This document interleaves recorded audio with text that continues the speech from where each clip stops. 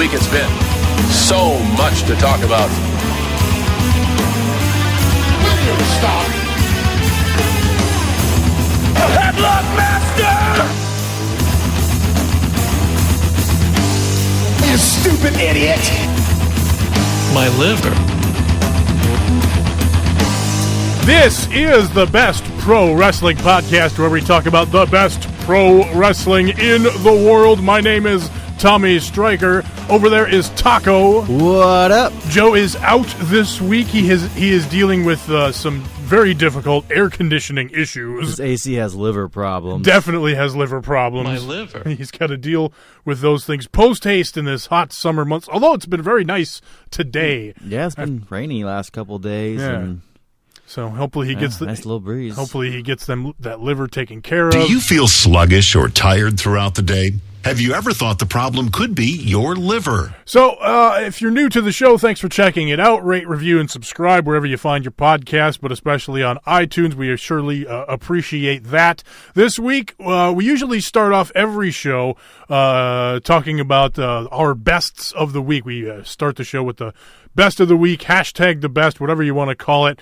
But this week, I think it's a pretty round consensus. Even Joe, who's not here, I'm sure that would be... The B stands for best. It would be 3, 2, 1, all in.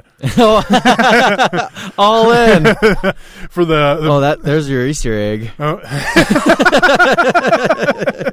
No, fuck it. We'll just leave it. But yeah, all in week, Starrcast week. I was there in Chicago. Hell yeah. I did not. Here's how bad I am at promoting and hobnobbing and any of the networking, whatever you want. I didn't even mention this podcast to anybody. I don't blame you. I wouldn't either. I wasn't talking about my podcast. I wasn't really talking about other podcasts that much, really. But I was just taking it all in as a fan. I'm taking all in as a fan. So that was what my weekend was. Thursday, Friday, Saturday, Sunday. Everywhere you look, there's something stimulating. Yeah, really. And yeah, that's just, I mean, and maybe that's why this podcast isn't as successful as it could be, is because I'm just not a promoter type. I'm not a salesman. I'm not the type of guy to stand there and hand people cards and buttons and whatnot. I'm not really crunching over numbers. We just want to talk wrestling. Exactly. If you want to join us, awesome. That's yeah, pretty much. I mean, we're not here to try to get famous or anything. We're just talking this an excuse to get together once a week and have a mostly positive discussion on the world of professional wrestling. Yes. So yeah, it's going to be a lot of all in talk for me this week. But yeah, there's some other subjects I want to throw in here as well. I mean, I haven't really been keeping up fully with Raw, but I'm all in on SmackDown recently. Yeah. SmackDown's been a lot of fun. I want to talk some MLW War Games coming up this week. Ring of Honor TV has been pretty good recently as well.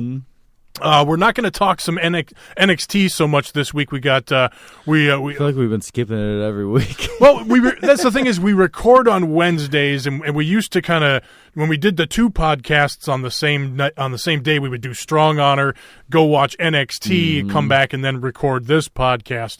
Now we're just kind of recording one podcast at the beginning of the night, and so we're getting into another groove. Yeah, exactly. So, but we're not really up to speed on what's. By the time you listen to this on Thursday, if something completely amazing happened on NXT, though, we'd be fucking talking about it right now. Right. So, but that's the thing, is we're about like a week behind on NXT here, so we could talk about how awesome last week's NXT was, but it's like week-old news, week plus old news at this point. But rest assured, we'll be up on our NXT or whatever.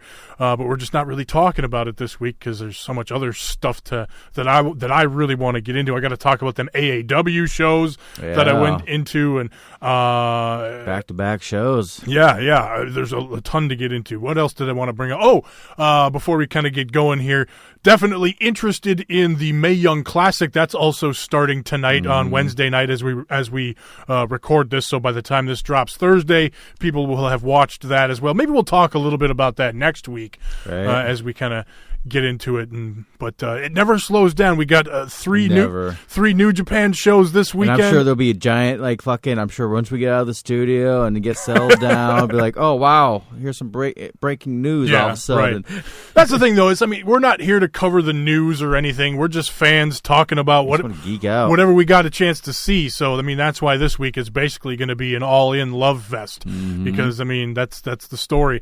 Well, first I want to kind of talk about a little bit about your situation, because originally you weren't going to be available to go to All In because you were there with me when I bought my ticket. You bought it on my phone. Yeah, I bought it on your phone. We literally, because we were on our way to the Ring of Honor show in Chicago, and so the day the tickets went on sale, so we literally pulled over on the freeway, pretty much in the shadow of the Sears Center, to buy the tickets for this. But you were not going to be able to go. But then tell me what happened. Yeah, usually I Labor Day weekend, I usually go up north and kind of fuck around with tractors. I know it sounds thrilling, it really is.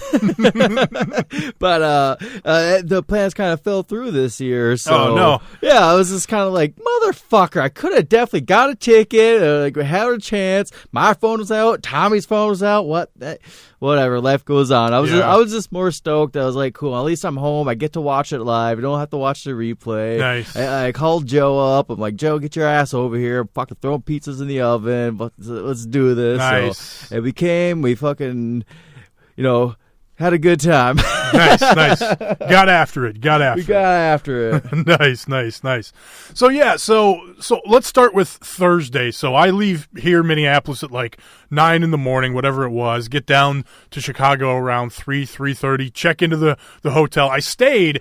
I don't know if it's ironic or not, but I stayed at the same place that you and I stayed when we went to the Odeon, because it was just such a cheap motel or whatever, and I don't care. Right, exactly. I don't need a fancy place to stay. So I said, why would I try to get like a nice hotel room like that's close to Starrcast, that's close to the Sears Center, like Hoffman Estates where the Sears Center is? That's a fucking hoity-toity suburbs. You got your big McMansions up there in Hoffman Estates. So getting a hotel around a hotel around there probably was going to be a little expensive and hard to come by, because that's where everybody was staying. So I opted to go at the fucking Howard Johnson down there by the O'Hare Airport, not too far from the Odeum where Ring of Honor had its show. So I saved a bunch of money going there. That was like maybe a 20-minute drive from the Starrcast Hotel. Okay. And then the Starrcast Hotel is probably about 15-20 minutes from the Sears Center where All In was located as well. So not too bad. The longest drive that I had to do was from either the Starrcast Hotel or to the SmackDown Hotel, to the SmackDown Hotel, to the HJ, the Howard Johnson. The longest drive was from going to the AAW shows over in Logan Square. I suppose those were actually like closer to downtown Chicago. Exactly, yeah. So in Illinois, everything's Chicago. They'd be all the way up north. It's in Chicago. Right. Like because like the Sears Center and the Schaumburg Hyatt Regency where Starrcast was, and my hotel, they are all suburbs, Chicago suburbs, way out, 20 minutes on the outskirts or whatever. But getting to AAW like during rush hour, it took an hour. Oh yeah. So let's start with like Thursday. So I get down there 3:30, check into the room, drive back up to the Starrcast place, and Starrcast is just opening at like 4:00. So I'm grabbing I'm in line outside the hotel getting my my bracelet for the weekend, which you had to wear the entire weekend, by the way. So it was that shit. It was that, it was a decent plastic bracelet. It wasn't like falling apart on me. I just fucking hate those bracelets. I feel like a fucking rat. Like I just want to gnaw my own limb off. Like, get this off of me now. Ironically, I got used to it by the end of the weekend. I ended up having two of them on. One was the general admission one, I think, and the other one was for the after party. Were they like just the plastic ones, or they had that little fucking chip in there too, with like a little like box in there? No, there was like a thing to fasten it closed or whatever. There's because some of them have like little scanner things on them now, and those are the worst. Now the security of the bouncers were just looking for the specific, I'm like a fucking bracelet snob. Like they're just looking for the colored bracelets, the right color to get into the thing. So is it pink? Yep. so I'm in line. I'm getting my bracelet. Here comes Bruce Mitchell, one of the senior writers from the Pro Wrestling Torch. He tries button in line, doesn't realize there's a line. He's like, oh, I got to go to the back of the line. So right away in line, I'm recognizing people like right away. So I get in. I'm kind of wandering around. I'm almost overwhelmed because it wasn't like crazy busy right away, but it's like, okay, I'm here. I'm in this beautiful lobby. You walk in the door. There's like a hallway down to the right, and that's got all the that's podcast row, right? So there's like, I don't know, 20, 30 tables all set up to have different podcasters on it. Off to the left, there's a podcast stage where various podcasters go up, and they have loudspeakers for them and everything, and they can actually, record podcasts up there. Then there's the big lobby area with the bar. That was really cool. The bar was pretty expensive there, but as you kind of walk around, get one of the cool all-in drinks. Well, that was the thing. I didn't get any specialty drinks. I just kind of stuck to grabbing beers or whatever. But they did have specific all the Brandy's brandy, right? And then the Young Bucks pizza and all the menu items from the restaurant were all renamed after tweets about too. The menu, and I was like, oh man, I'd be all over that food right now. Well, that was the thing, is I kind of stayed away from the food there, and I'm actually really regretting. ODB had her food truck set up outside, and my plan was to. So they literally, because it was there the whole weekend, and they were advertising that she was going to have the thing open for the after party. So my plan was to. I knew I was going to be hungry after All In. After this, head into this after party. So my plan was to grab something from the ODB food truck at the after party. Here comes the after party. The food truck's nowhere to be found. Yeah, you definitely fucked up. So I fucked up. I never got my ODB food truck. Shout out to ODB. I know. I finally had it for the first time a couple weeks ago when she was in town with that Bauhaus thing, and I was like, can I have a pickle with my nachos? And she's like, the lady at the counter was like, hold on, I gotta ask the boss lady. Then boss lady ODB is like, yeah, you can have a pickle. I was like, thank you.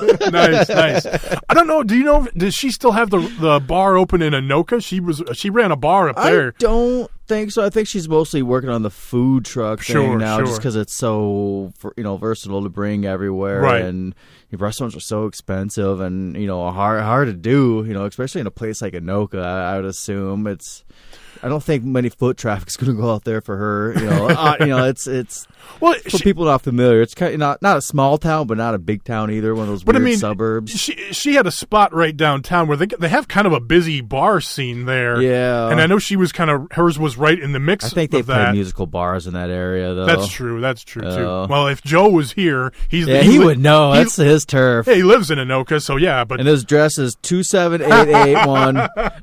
So thanks, Joe. But yeah, he needs a new AC. Right? Yeah, his house is hot right now. Maybe we should start one of those Patreons for Joe and the show. We get some help for Joe's air conditioning situation. But so no, I fucked up with the ODB food truck. Good stuff. I'll have to check. That's the thing. That's the thing. I know she's local, so I could probably find it in town here somewhere. But still, how cool would it have been to check it out right there? So I fucked up there. But yeah, just hanging out in the lobby and anywhere in that hotel the entire weekend. Like, I'm not a meet and greet kind of person necessarily. I don't have to get autographs and pictures with people a lot of times, but you can just walk around and you're literally bumping into, DDP and all these guys, of these guys. Cool. Like that first day I was in the hotel, I'm sitting at the bar, I'm drinking whatever beer they gave me. I think I ordered one of I think I ordered one of the fancier tap beers the first day at the bar. Yeah. It's all kind of a blur at this point. But yeah, I'm sitting there, and within like 10 minutes of sitting there, the fucking elite walk by. Young Bucks, Marty Scurll, Cody, all of them. They're walking by to go to their first meet and greet. And of course, the line is I don't know, probably 3 blocks long for this thing, because I mean they're like. The line is, it starts, it's all in the building, of course, but this is such a huge, like, conference building with all these different rooms that they do these meet and greets in. Sure. You know, this hotel's basically set up for conventions like this. It was a fantastic setup. But yeah, it's just huge, long lines for some of these meet and greets, and that one went all around the lobby, down the hall. It was just insane.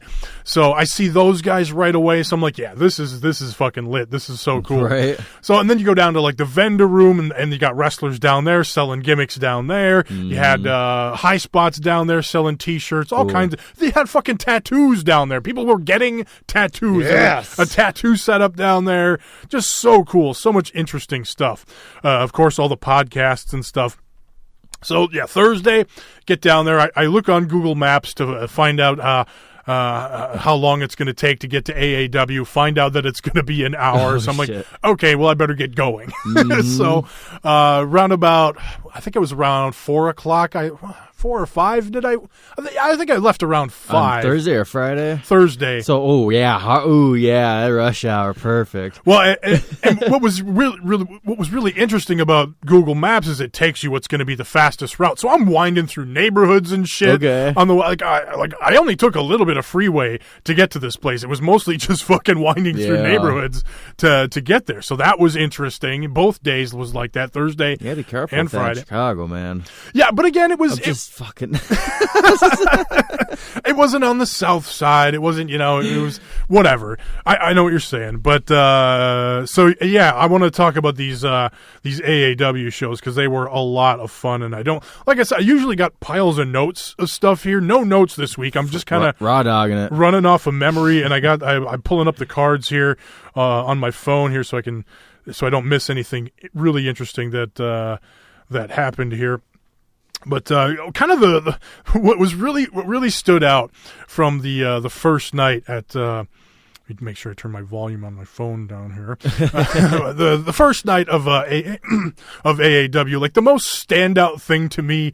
I mean, it was a great show, first of all, and it was a tight show. A little bit of something for everybody. I tweeted this: it's something for everybody except blood, and that's okay. right? So, but yeah, it was a tight show. A little bit of something for everybody. A lot of fun. You got in and out of there quick. It didn't feel like a long show. The Friday night show felt a little bit longer, but then I ran into people that really liked the Friday night show, and there were a lot more people in town for the Friday night show. I feel like they were both sold out shows, but there was just more people in that building. It felt like for the Friday show, and they had that show you had your like Dave Meltzer and Wade Keller and that whole group of 4 guys were there with Alvarez and Bruce Mitchell, so those guys were there, and just more in the audience in general. And the Friday show went a little bit longer, and there was a bit of a story to the Friday show as well too. But Thursday, my favorite thing. So there's this thing going on that MJF. He's Colt Cabana's son or whatever, that whole gimmick. So these two had a match with each other. Nice. And so early in the match, Colt's trying to like get him to hug it out or whatever, but MJF is being the heel. He refuses to hug him, kicks him in the gut. They start having the wrestling match. They go back and forth. Colt kind of tricks him into hugging him in the middle of the match, like by bouncing off the rope or whatever. Then late in the match, they're going back and forth. MJF goes and grabs a chair. Ooh, that dastardly fuck. Right. Then Colt goes under the ring and grabs a black bag. Ooh, what's in the black bag? Is it thumbtacks? What is it? He dumps out the black bag, and it's two baseball mitts and a baseball. so he convinces him to put the baseball mitt on. All of a sudden, over the PA, Cats in the Cradle starts playing. That's great. They play catch a little bit, and then I forget how did it even end, but I got to look this up here because it was too much fun here. Let's see. See, I was assuming that fucking Cabana's gonna like throw him over his knee and give him a spanking. Oh, that happened at one point too. Oh, did yes. it? Awesome. Yes, he definitely did that. Let's see. Because it's just like a given. Like if you're gonna do that shtick, and he's acting like a little shithead that MJF is acting, Right. You know, So yeah, it was shortly after the the baseball catch spot that where, came after that. Yeah, MJF caught him with a low blow and then rolled him up with a schoolboy. His own dad Pulling the tights. Yep. God. So. What a fuck, man. Like, seriously, I get it. It's wrestling, but a low blow on your own father. Come on, dude. ACH and Jeff Cobb in the main event for the title. Oh, wow. ACH is the AAW champion, so that was a hell of a match. The opening match was for the tag titles. There's one of the heel factions, Jeff Cobb, Eddie Kingston, aka the King from the LAX wars going on in Impact right now. He's in that. David Starr is in that. Trevor Lee is in that. Oh, wow. So all of those guys are in this heel faction that's just called wrestling. So it's David Starr and Eddie Kingston taking on the besties in the world for the tag team titles. So they defeat the besties in the world, win the tag team titles, and then David Starr, this was the opening match. Apparently he leaves right away to go to fucking Germany or something. Oh, geez. Because the next day he's tweeting about he just had a match in Germany. So Wow. I'm checking that out on Twitter because he was talking about, we're going to do this in the opening match because I got to get out of here. I got stuff to do. And so he was kind of tweeting about or talking about that on the show, and I thought it was just being a heel or whatever, but turns out, he actually had to fly to Germany. Jesus. Or somewhere in Europe anyway. I think it might have been for WXW, which is the German promotion, but I'm not sure right off the top of my head. Getting that name out there, though, doing that work. Yeah, for sure. I mean, David Starr is definitely one of those indie names that's on the rise. So we had the tag team titles changing hands right off the bat. Come back to night 2, they do a rematch, but this time since David Starr is out of the country, they substituted who was it? It was Eddie Kingston. And who did they sub in? Was it Jeff Cobb? I think it was. I think Jeff Cobb was in the tag team match on night 2 versus the besties in the world. The straps. Yeah. And so, of course, it's the heel heat thing because they're doing the Freebird thing, changing up who the champion is or whatever after winning him the night before. And what I forgot to mention, the besties in the world come out with Scarlett Bordeaux on their side. And she's, at one point on the first night, she dives off the top rope, helping them guys out in her fucking heels, helping out the besties. Night 2, she's out there helping them out. But the besties are feeling some strife within the team. There's some tension here, and so that some strife when she's around too. That comes into play.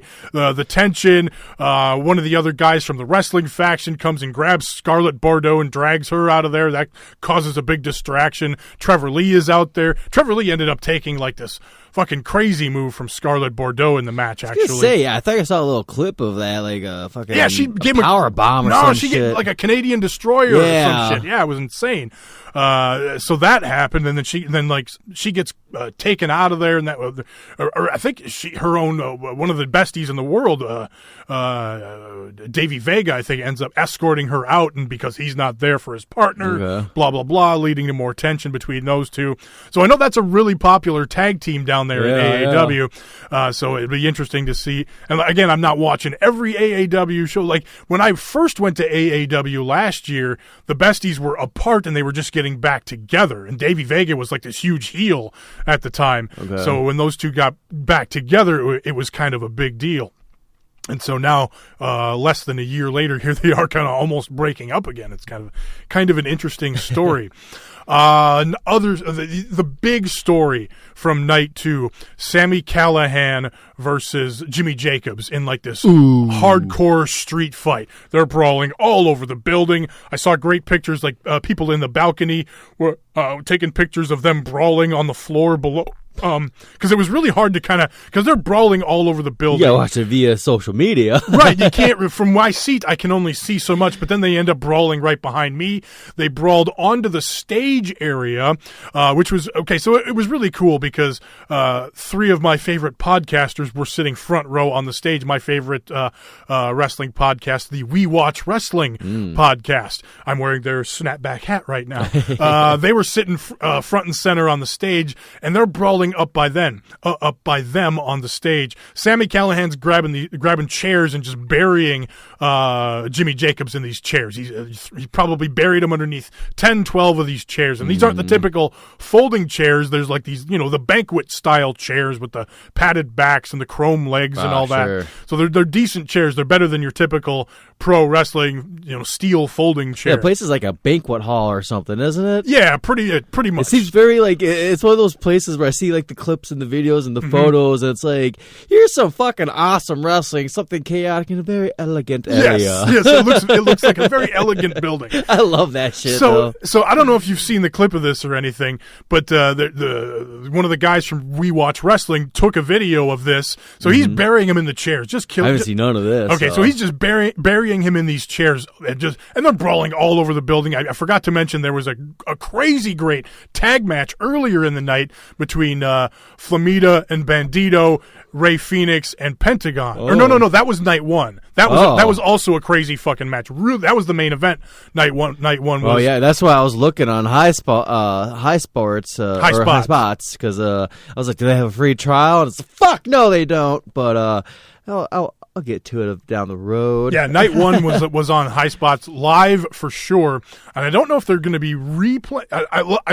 I looked for the replay later that night. I didn't see it up. High Spots. Yeah. Oh, okay. Because I have High Spots, but they didn't have the replay up. So they might take, because I know they sell DVDs, kind of like PWG. So they might wait a while before putting up the VOD. Yeah, because just those 2 nights of card just sounded so insane. The card for night 1. I mean, both nights, but night 1 was really good. That main event between Flamita, Bandito, and the Lucha Brothers base. That was fucking insane. Yeah. So night 2, it was Myron Reed and AR Fox versus Flamita and Bandito. That was fucking insane. Yeah. At one point, AR Fox does a flip dive into the fucking crowd right in front of me. He murders a chair and quite possibly himself. But yeah, that was an insane match. So fast forward a little bit to this Sammy Callahan and Jimmy Jacobs match. So they're going all over the building, killing more chairs, killing themselves. He's burying them in chairs on the stage. All of a sudden, this voice comes over the PA. He's like, "Hey, assholes, stop breaking the fucking chairs." And it's like the fucking manager of the building who's like legit pissed off that all these chairs are getting busted up. And Sammy Callahan just freaks out. He's like, "I don't give a fuck." And he's blowing up. He's going crazy. He's throwing more chairs at this point towards the finish. What I love about wrestling, because it's like, was it really did the manager just have a bunch of old fucking chairs? They're like, do whatever you want. Let's get Sammy pissed off. I'm gonna tell him not to do that shit. Like, I love pro wrestling. So, but yeah, Sammy's walking around. Fuck it, I'll pay for all the fucking chairs. So at the end of the match, he's throwing more of these fucking chairs in the ring. And at the end of the match, he's just threatening to use more chairs. He just kind of throws more in the ring. The security guys coming and grabbing and pulling the chairs out of the ring, shit like that. The match ends, fucking chaos. But the whole mood of the building changed for me after that. It's like, Jesus, what the fuck's going on here? Yeah.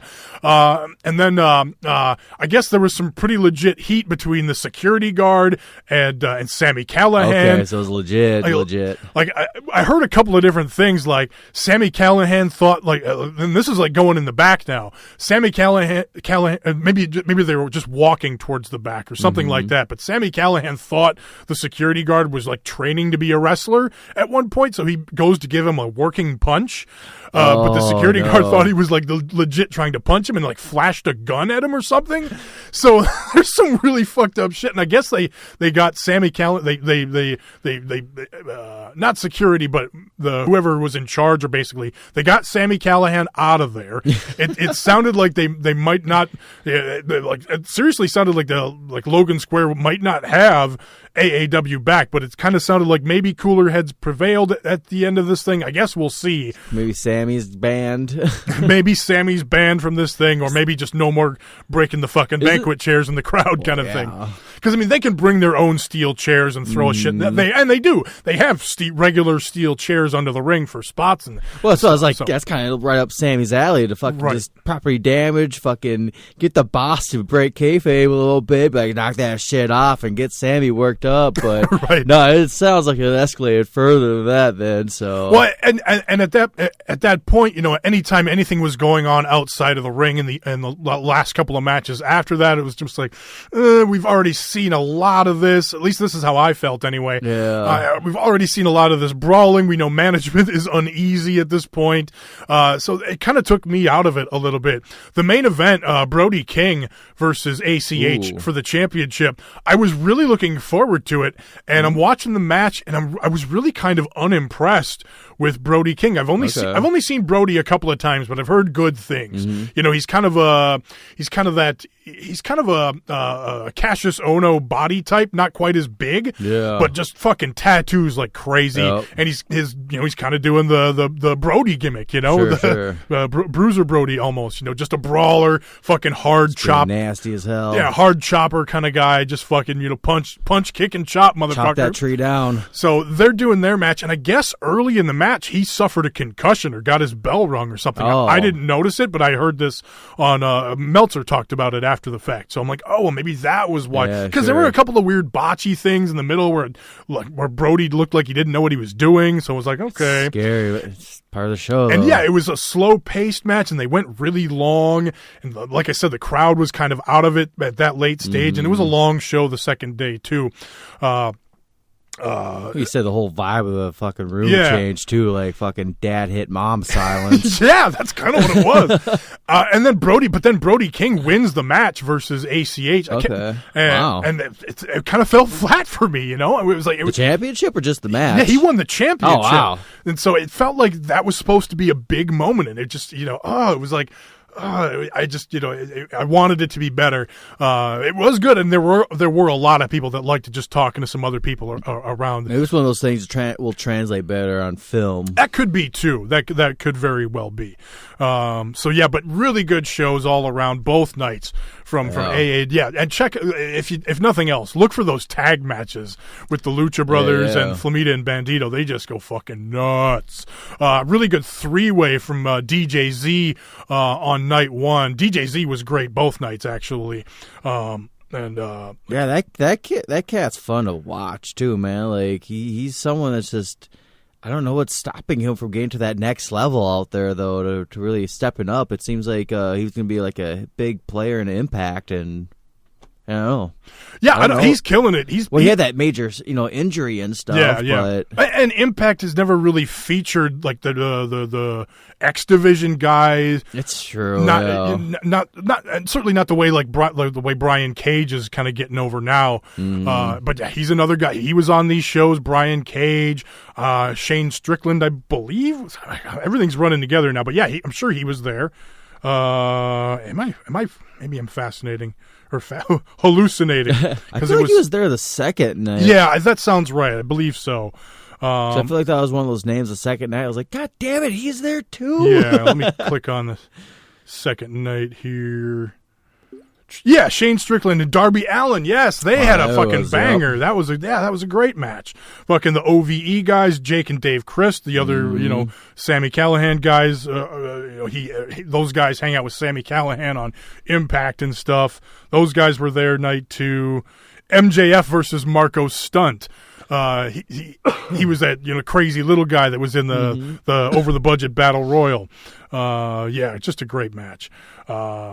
Great stuff. Let's talk All In now. That's kind of the main event here, right? What does that mean? So you just got a chance to see 0 Hour today. Yeah, I thought WGN was gonna be able to fucking watch on their website free and all that. Nah, you fucking news only. I was like, all right, whatever. But yeah, it's not.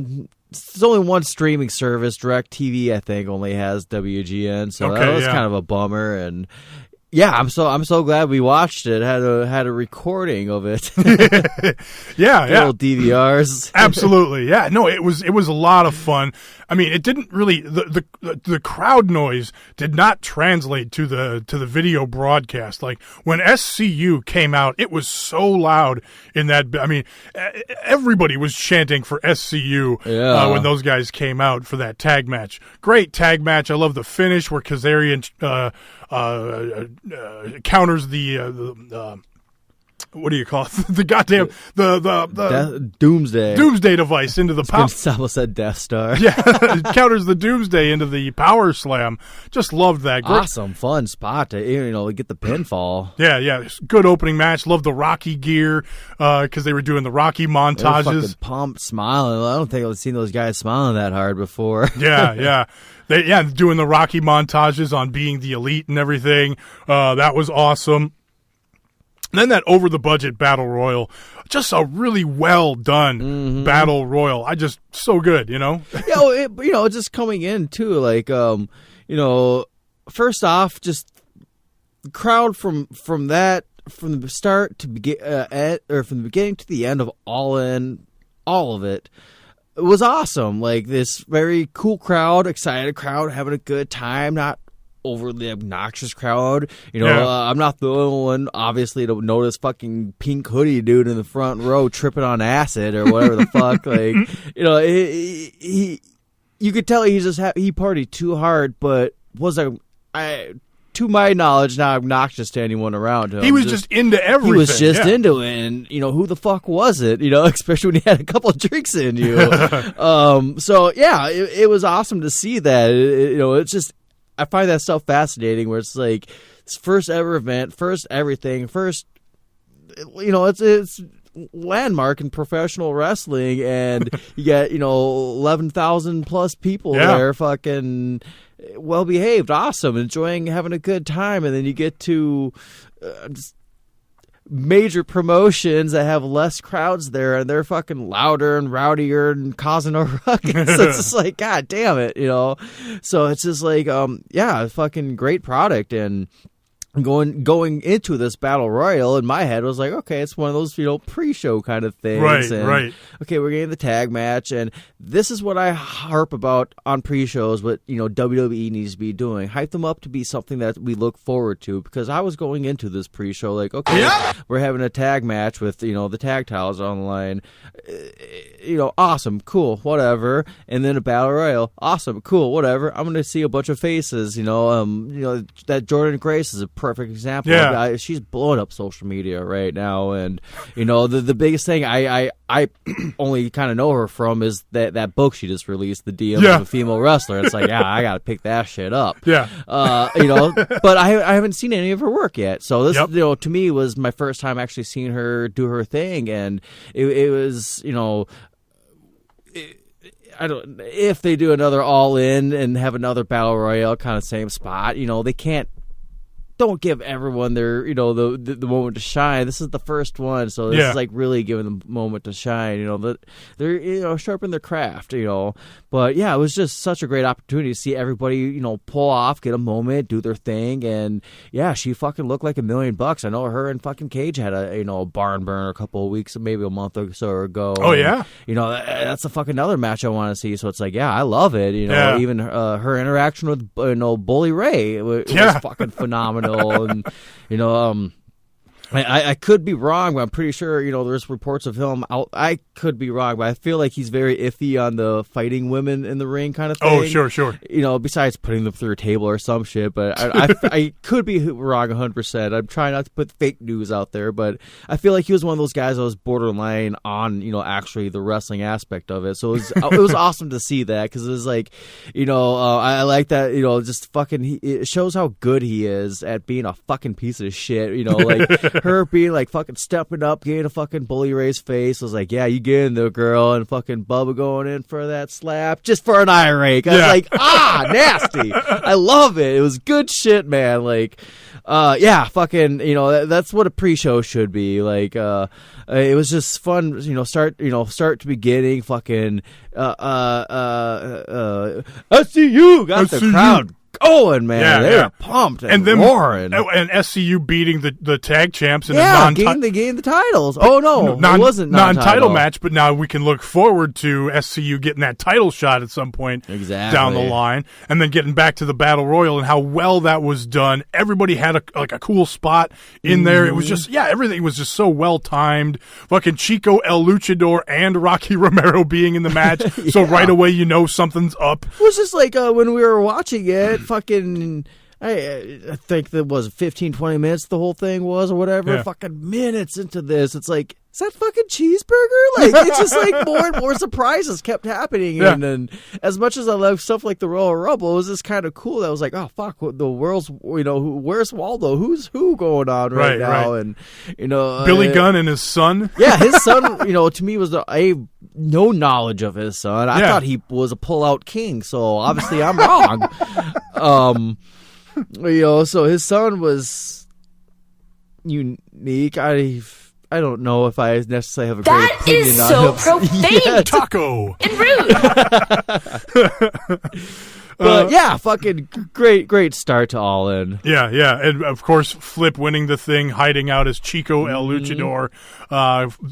Predictable but really fun, and just what a way to get you into it and be like, yeah, fuck, I'm buying this pay-per-view, kind of thing. So on WGN of all places, like, how awesome was that? Just a laid back environment. Kenny Omega's interview I loved, like him calling out Alicia Tout, like, what the hell are you doing? Like, oh, I'm trying to make you look taller. He's like, no, this is All In, woman. Like, we just relax, be you. Let's have a smile. So it was great. I liked it. All right, well, let's talk about the main show here. There's more? Well, how fun of a show just all around.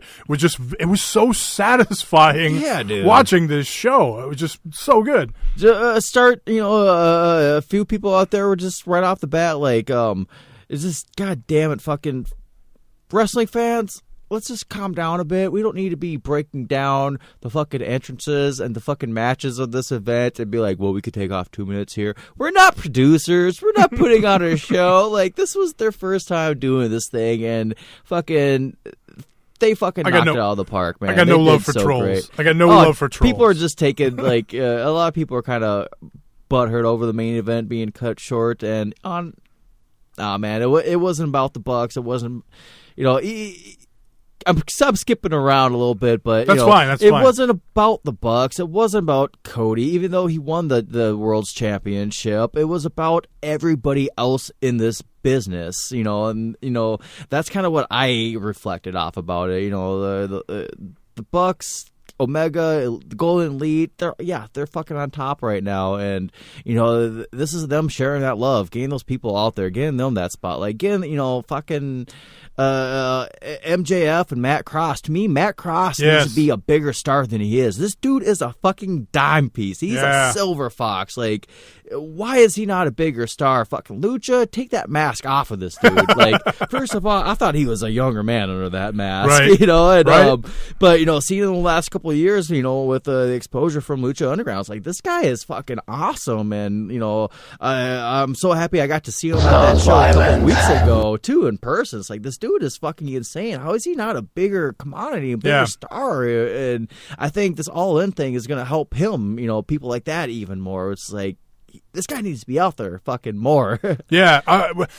Regarding with what happened in the main event, right away, like, the news came out that Okada and Marty Scurll went like 12 minutes longer than they were supposed to. And I'm like, that sucks. And I'm sure Marty feels really bad for it. But I didn't if they took 12 minutes off of that Okada-Marty Scurll match, that's not the same match. That was one of the best matches on the show to me. And when you bring in Okada, I want to see an Okada match. I want to see that slow New Japan style that builds and builds and builds. That's why he's there. That's and why that was the name. Yeah, and that was the match they had. So I didn't want to see a shorter Okada-Marty Scurll match. I thought that was a great match. So I thought they did well. I mean, when I watched it the second time, it stood out to me moments where it was going slow, just because of what I know now. Since it was announced that being the main event threw me off. I was like, why? I mean, awesome, yeah, fucking Ray and fucking. I'm not familiar with Bandito and I want to say Flamingo. Well, it was Ray Phoenix was in Ray Phoenix, that's but it was Flamita was Flamita is usually Bandito's partner. Okay, but I was kind of like, I see why this is going to be a stellar match, but I was more thrown off that was the main event. I was like, I thought you'd close with Omega and Penta, or even the not necessarily the NWA. I don't know. I was kind of surprised that they were closing out the show like that. So,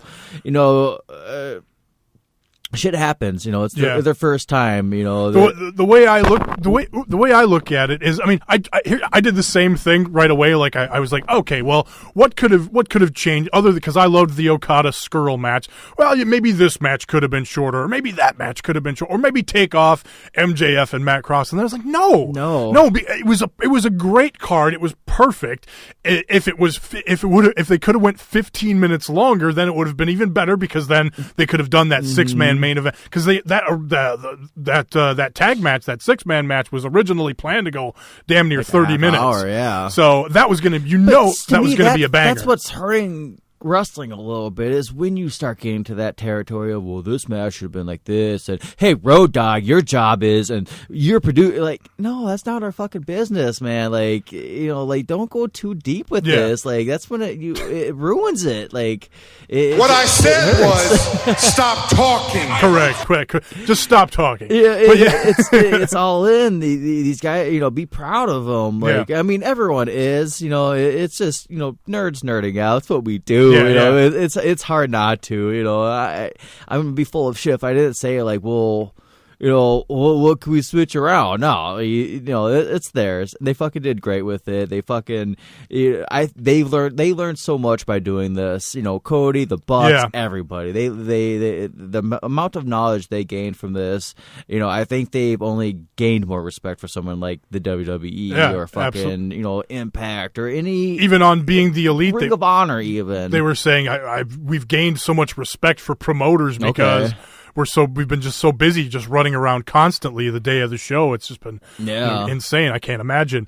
I suppose the new episode shows them behind the scenes. Yeah, it's great. It's 47. I never watched Being the Elite. So. It's worth a watch. I mean, it's 47 minutes this week because it's a lot of behind the scenes stuff. Okay, I might watch this one. It's them getting ready for it. There's a little tease afterward of are we going to do All In 2 kind of a thing. They say it's funny because it's Kenny Omega going to Cody in his hotel room to apologize, for all of the strife earlier in the year, but it turns out he's just apologizing to the dog Pharaoh.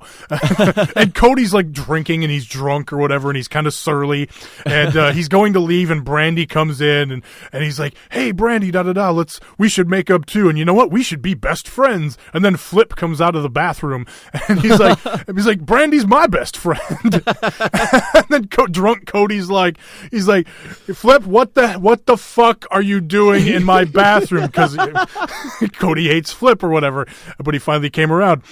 He's like, "Oh, it's all good. I'll get out of here. I'll see you at All In 2, Cody." So, since he just left the bathroom, Omega is like, "All In 2? More like All In Poo." So that was kind of the teaser. But yeah, really cool behind the scenes stuff from Being the Elite this week. But yeah, they're already kind of teasing, and they do the whole obviously if you weren't in the building, you didn't see the post show speech by the. No, they fucking mad props. I guess the Bucks wrapped up with 3 seconds to spare or whatever. But yeah, the promotion was like, "Hey, bye." Yeah, I was like, "Oh shit!" So kind of wrapping a couple of different ideas up here. I think the All In guys, the Bucks and Cody, learned their lesson. Let's have a longer out window next time on pay-per-view. Well, also being a little bit more strict with your friends too. I mean, it's awesome that they gave everyone the freedom to go out there and be a star a little bit, but it is a show, and you do gotta set You either book a tighter show or you have the availability. Both, have the availability to go time, longer. But like I said, Cody himself, like the whole blading part, Yeah. that went on a long time. It did. You know, like that kind of hurt. You know, you could have tightened it up better there. You know, so it's like, yeah, if you really want to pick, you can't put the blame all on one item. You know, that's why it's just like. We just can't. It was great. I fucking loved it. You know, it was a good show from start to finish, and bringing up that whole blading scene with Cody. You know, it shows you, how fucking good those guys are out there. I truly think everything was improvised between DDP and Daivari. Just those interaction because I don't buy that, but because there was that one point where Cody stood up and his face was not bleeding, and then he went back and went under, and then he stood up and he was bleeding all. That was really bad. That's what I'm saying. It was really bad. So it's like clearly someone forgot a blade and they had to get people down with the fucking blade, and so I'm like, well, fucking DDP and Daivari stalling some time. Diamond cutter, pop the crowd, easy. They're pros at that. So to me, that's that improvising right there, that Eddie Guerrero shit. It does make me, because I did hear somebody say that, and it wasn't on Being the Elite or anything, but I heard somebody bring up the idea that Cody lost his blade or forgot his blade, and that was why DDP ran out and everything. But sitting in the crowd, people around me, it worked so well because, like, oh my God, Cody's bleeding. Is he? Cause then they saw Earl Hebner throwing up the X or whatever. Yeah. And so as soon as I saw him throw it up, I thought, okay, this has got to be a work because it's like, but it was working on the people around me. People were concerned. That's what I'm saying. And he was down for like so long. Yeah. It was like, what's going on here? Why is he down so long? Going back, he had his head under the fucking table. Yeah. When I rewatched it, and there was like the moment where he came up and there was no blood, and then he goes away for a minute, nothing happens, but then comes up with blood. Like, oh, that's really bad. So that's why I was like, that was proof of something wrong can happen at any moment of live TV, and that to me that was just kind of like just showing how much of a professional these guys are, because it was very just snappy, go handle it, do their insider tricks or whatever, and they kept the show going though. They kept the crowd invested, lured. They gave us the fucking smoke screens here and there, and it was just done. I don't want to be like, that was bad, but it was handled so great. Because the fucking TV wise and like you said, live wise, like that's the big thing. The crowd kept in. What I was going to say with the Cody blading thing or whatever, a couple of things. First of all, the DDP running down and the crowd starting to chant yoga as if yoga is going to save Cody at this point. That was classic, but him running down and then Daivari running down and then him doing the diamond cutter, that was such a huge pop when he did the diamond cutter. That was very satisfying. And like I said, the blood worked in the building. It just that sucked on TV. Or whatever. And that just added to the drama of the match, all the different smoke and mirrors, as you say. Yeah, it was great. But what I was getting, my other point, seeing Cody the next day and how fucking crazy, like he had lines like all across his forehead, like maybe he had to improvise some sort of blade or something, or had to find something or use a jagged edge of something, because it wasn't the regular just little cut on your head. Went to that cigar smoking thing. Yes, yeah, we'll get into it, but yeah, I saw his forehead. In case everyone's like, why is he hanging out with Cody the next day? Yeah. They had a meet and greet, smoke a cigar with Frankie Kazarian and Cody the next day, and that was fucking phenomenal. I got pictures on Twitter, and I felt so dumb, too, because I'm out there in my stupid dad sunglasses, and I wore my Marty and Sarah Love Wrestling Brad the Alien t-shirt, so I basically got this purple blob t-shirt on, and I was wondering what the hell that shirt was. And I was like, awesome. And I'm wearing my dad's sunglasses, so I'm out there looking like a super dork. And I should have wore a polo or at least an all-in T-shirt. I should have changed for this event because suit up. Yeah, and at least maybe gotten a pair of aviators or brought my my faux fucking Ray-Bans or whatever. Right. Something. But whatever. It was what it was. You can find all that stuff on my Twitter at Tommy Striker with a Y.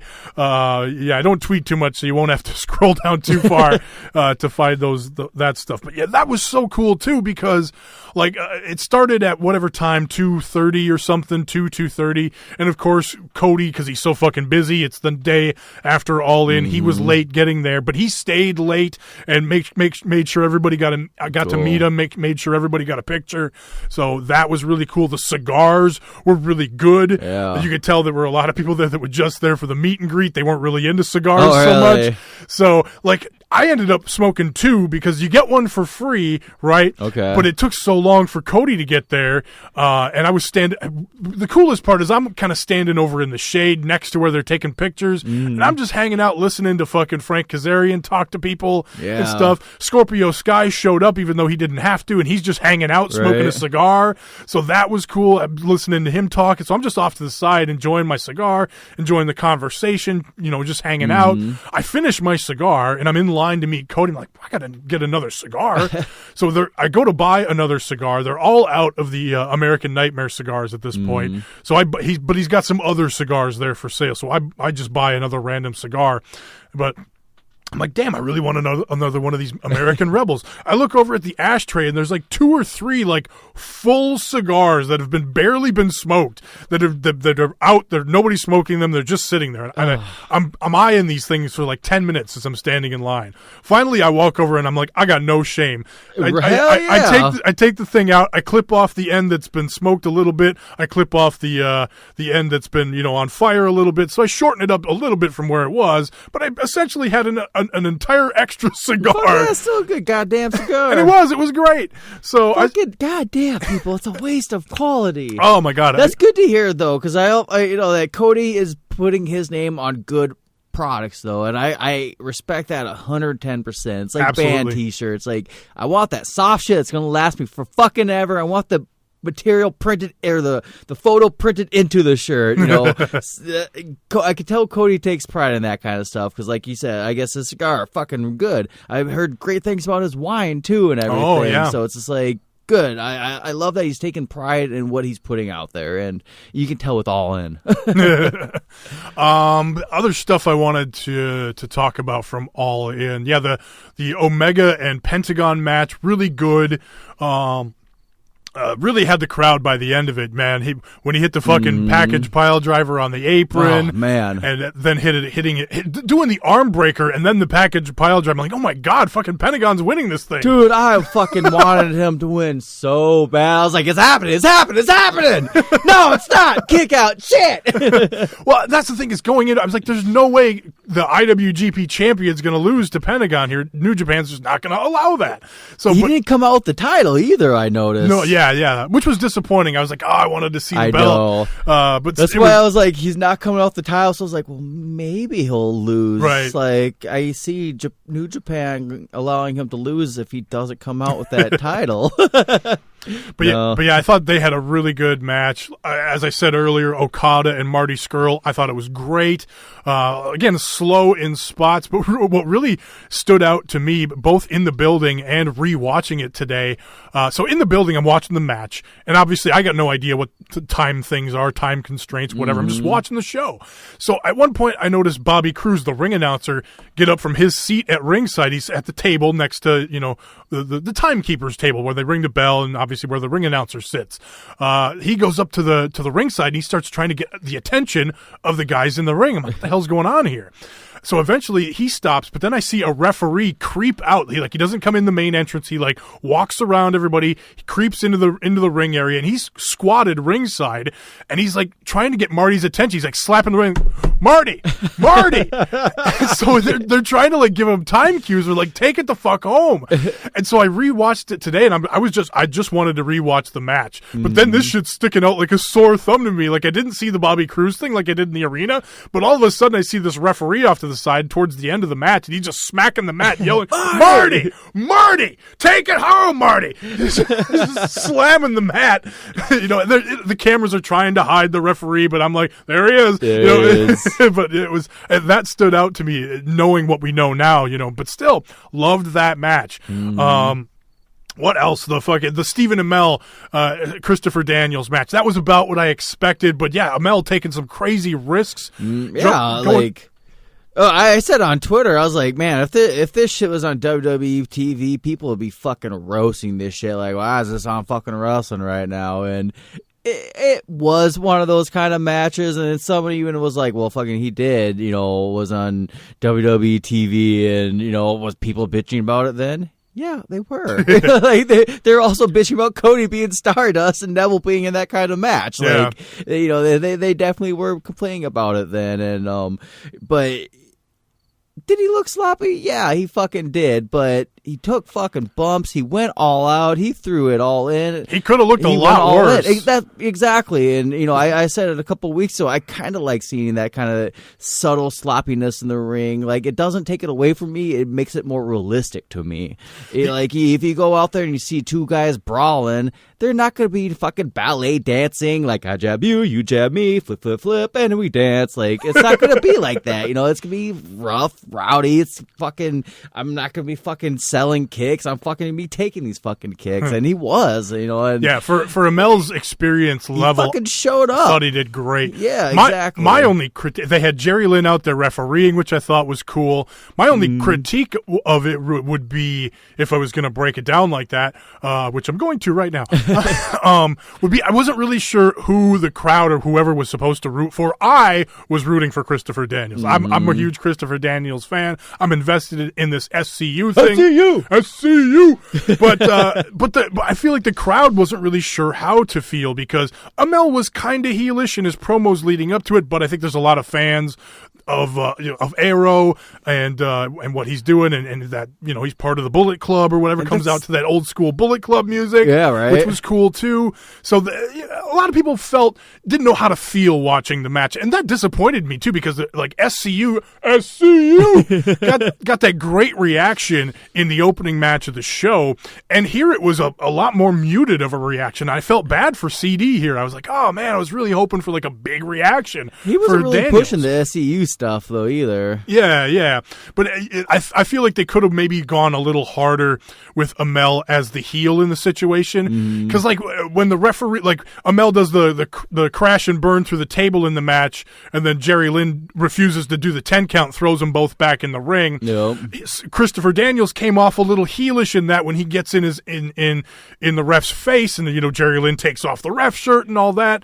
So I thought that was kind of a mistake. I thought I feel like Christopher Daniels should be the heelish one though, because he's the wrestler. This is his ring. What the fuck is the actor doing in my area, my turf? This is my shit. Well, bring it all in, bitch. And honestly, that was his go home promo. Was I'm the veteran. I'm going to teach you a fucking lesson. You celebrity bitch, whatever. You want to waltz into my world. I'm going to teach you a lesson. And Jerry Lynn, he's a longtime veteran of this business too. I'm sure he's going to be on my side. And maybe that was. I'm sure that was the idea. But I was just rooting for Christopher Daniels. Right. So I was probably the one on the wrong side of things or whatever. Or it is what it is. And I thought again, for it being Stephen Amell's fun, man. For it being his first ever singles match, fuck yeah, dude. He did fucking great. Yeah. He went in there with respect, and that's all you could ask for. I loved the women's match. I thought they did really well. I don't know how it came across on TV. I know you might have missed a couple of matches. You said you tuned in late. It was a slow start, but what fatal four-way triple threat kind of is in that point. It kind of well, and they're in a tough spot too because there wasn't really any heat going into the match. It's like, well, we're going to have these four women in this match that we didn't get. I didn't see a bunch of promos or anything for this. It was more of a showcase for these ladies, right? Especially, oh god, when Britt Baker came out to fucking Adam Cole's music, I popped hard. I was like, yeah. I know this. Right. Oh. Like, it just felt so good. Like, please keep that going.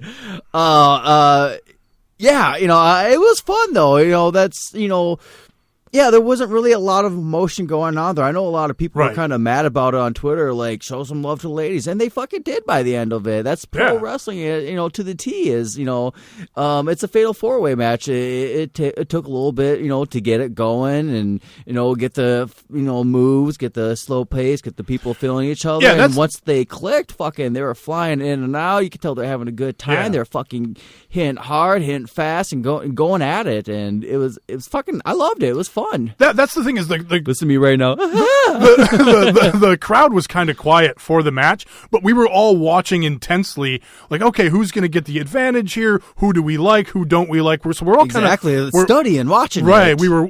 So it was a lot like a Japanese crowd. We'll get back to going back to the fucking Okada and Marty Scurll match.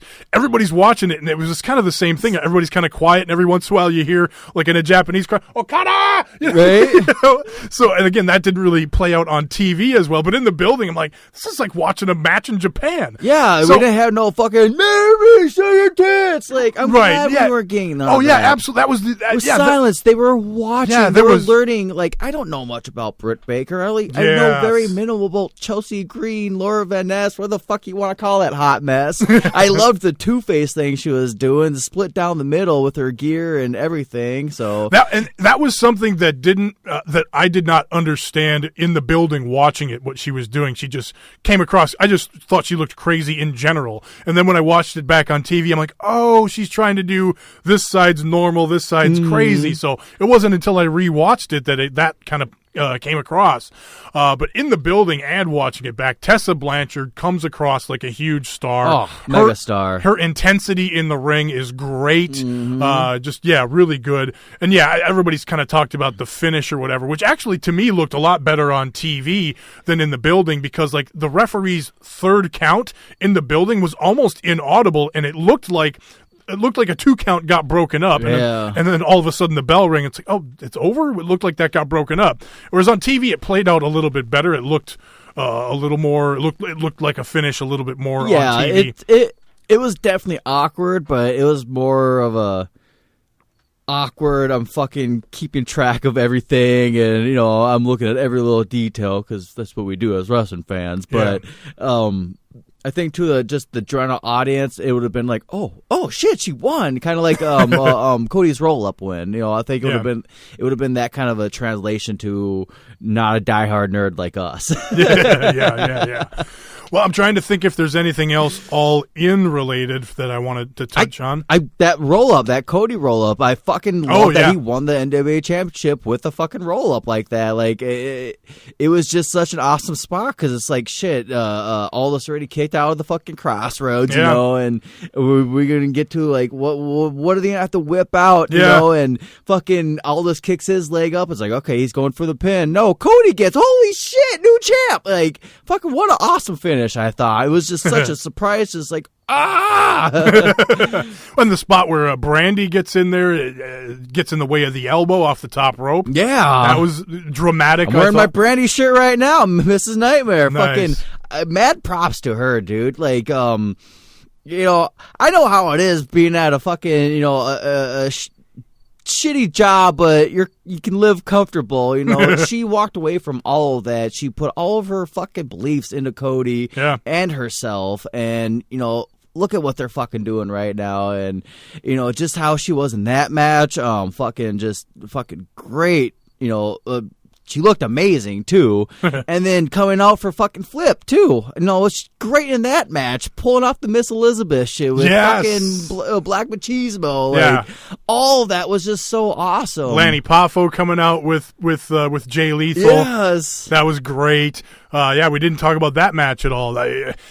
My two favorite moments from the show weren't even related really to technical wrestling matches or whatever. Like, I was so emotionally invested in that fucking Flip Gordon story. Yeah, man. Him just getting on the show and then being in that match with Jay Lethal. And there was kind of what we talked about last week. It was a lot of silliness with the Macho Man stuff, but it was so over and it was so fun.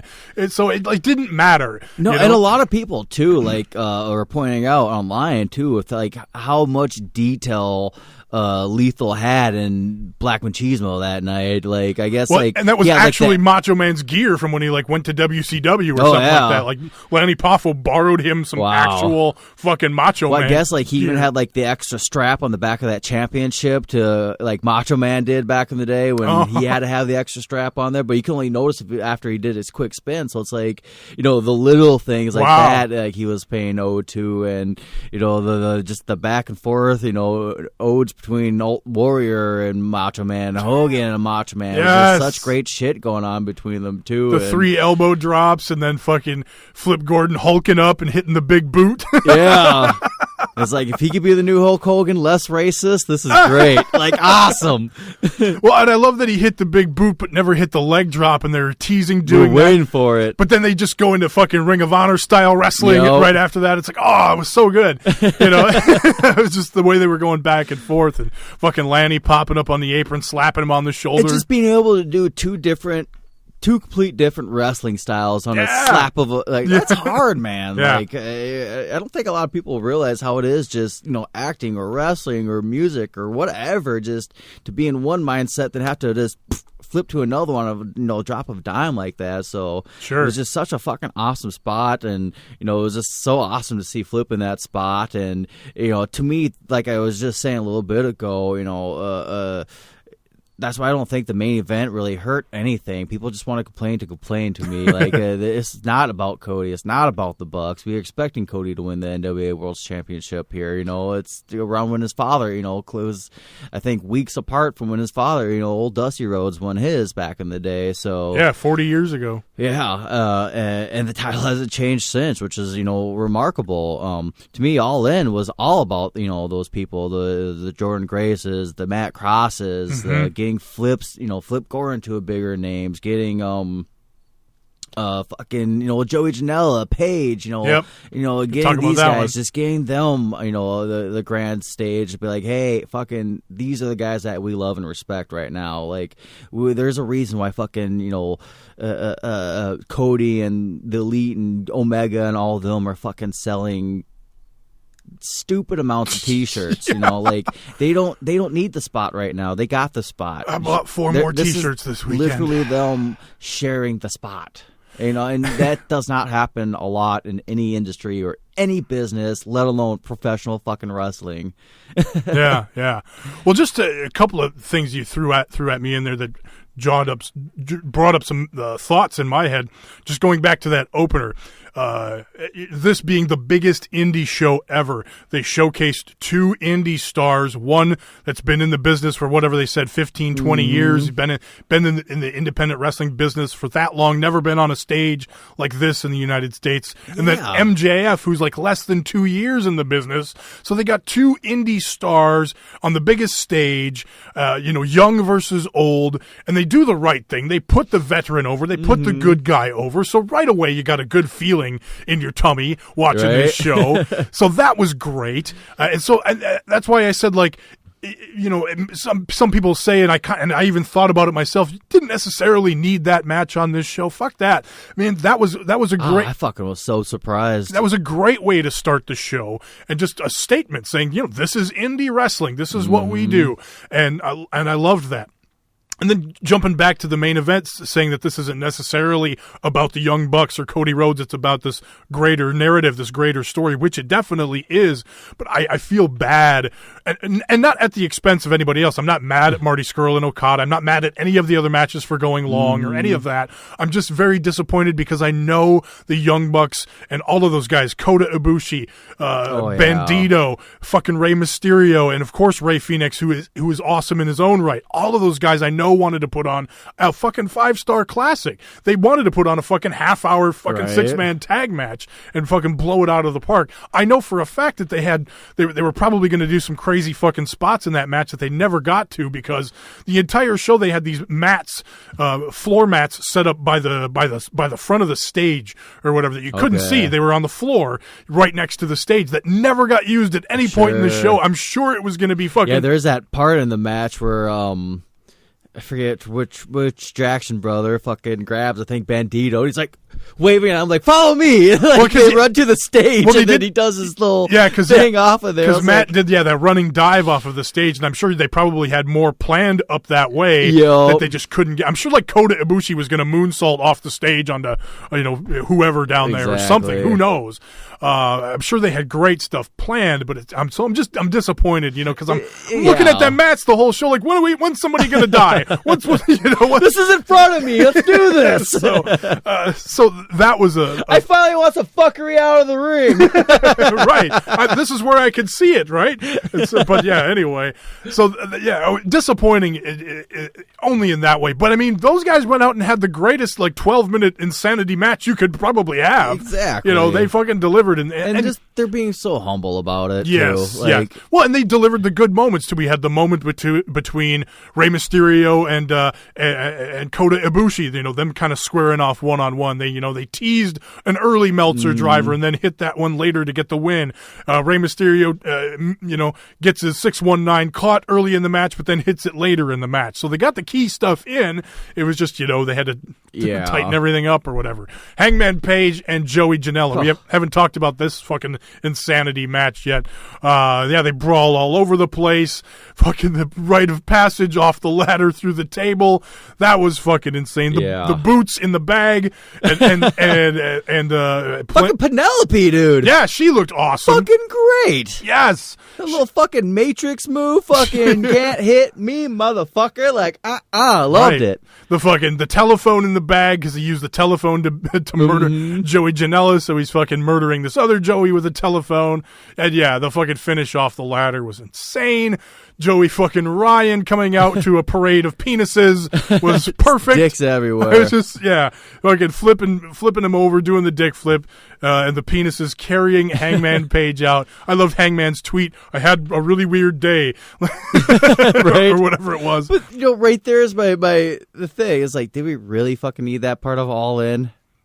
Yeah, they've been telling that story for months. they've been building up to that thing for months. But do you really want fucking giant dicks coming down your stage? Or do you want another 10 minutes of Kota Ibushi, the Bucks, Rey Mysterio, and these fucking other guys? But that's what I'm saying. They told this story and you could argue, why not just have Joey Ryan and Hangman Page in a match? I'm the person though, I don't watch Being the Elite. I don't. So that kind of took me out of All In. Honestly, that was me, everyone bitching at WWE for doing their silly shit. That was me kind of but I'm fucking immature. I fucking bring the dicks. I loved it. I love Joey Ryan. I love everything. So I'm giggling like a fucking, it's just, I don't get too. I try not to be too butthurt over that shit. It's wrestling. I'll cheer Doink the Clown for fuck's sake. All right, it's just I want my characters. I want my gimmicks. I want my wrestling. I want my technical wrestling. I want my MMA fighters in wrestling. I just want my fucking professional wrestling. And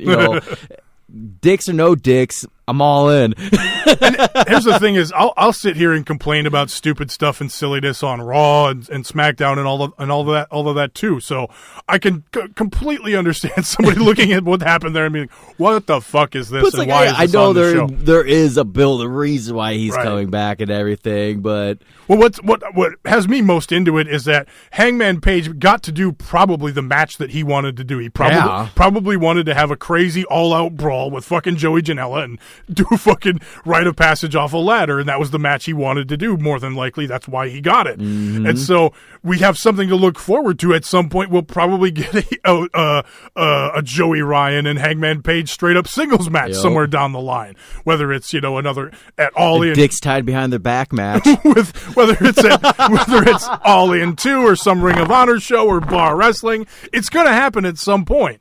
So I think that's kind of cool that they didn't deliver necessarily on every match that we wanted to see. We just got kind of an angle out of that thing. So I thought, it was what it was. I thought it was cool, man.